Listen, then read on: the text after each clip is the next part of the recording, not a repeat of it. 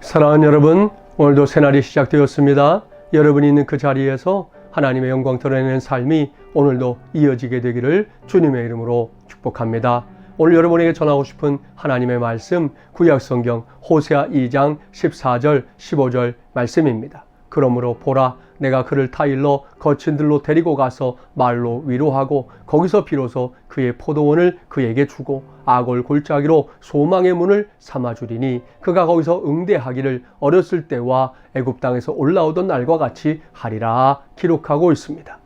호세아 선지자도 이사야 선지자와 마찬가지로 주전 8세기의 선지자입니다. 그 시대가 참으로 하나님이 보실 때 타락하기 그지없는 세상이었고 하나님은 그 땅을 향해 심판을 말씀하시게 됩니다.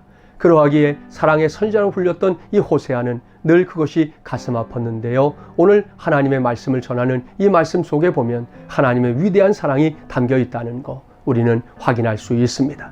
분명히 하나님께 심판받아 마땅한 이스라엘 백성들입니다. 그런데도 하나님 어떻게 하십니까? 내가 그를 타일로 거친 들로 데리고 가서 말로 위로했다 말씀합니다. 하나님은 그렇게 우리를 버리지 않는다는 것이죠. 우리를 결코 놓치지 않는다는 것입니다. 그렇게 우리를 위로하시고 우리를 깨닫게 하신 하나님께서 특별하게 베푸신 은혜가 오늘 이 말씀에 기록되어 있습니다. 그것이 무엇입니까? 아골 골짜기로 소망의 문을 삼아주겠다 하는 것입니다. 아골 골짜기 기억나시죠? 여호수아가 여리고성을 무너뜨린 다음에 아이성을 공격하게 되는데 그 작은 성 아이성을 공격하러 갔던 이스라엘 백성들이 패전하게 됩니다. 그 원인은 여리고성을 완전히 진멸하라고 하셨던 하나님의 말씀을 거역했던 아간 때문이었다는 것 지난 주간에 말씀드린 적이 있습니다. 바로 그 아간을 잡아서 사람들이 끌고 가 돌로 쳐서 죽였던 곳이 아골 골짜기입니다. 따라서 성경에서 아골 골짜기는 죽음의 골짜기요 또한 죄의 몫에 대한 그 하나님의 심판을 가리키는 그와 같은 표현으로 사용된다는 거 알 수 있습니다.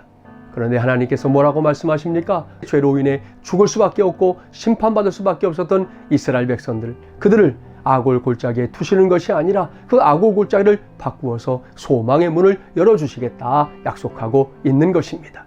이 얼마나 놀랍고 감사한 위대한 우리 하나님의 사랑입니까? 오늘 우리의 삶도 마찬가지입니다. 혹 우리의 삶의 자리 곳곳에 아골 골짜기와도 같은 삶이 펼쳐져 있다면 낙심하지 마십시오. 우리가 믿고 바라는 하나님을 믿음으로 바라보면 하나님은 그곳을 소망의 문으로 바꾸어 주실 줄 믿습니다.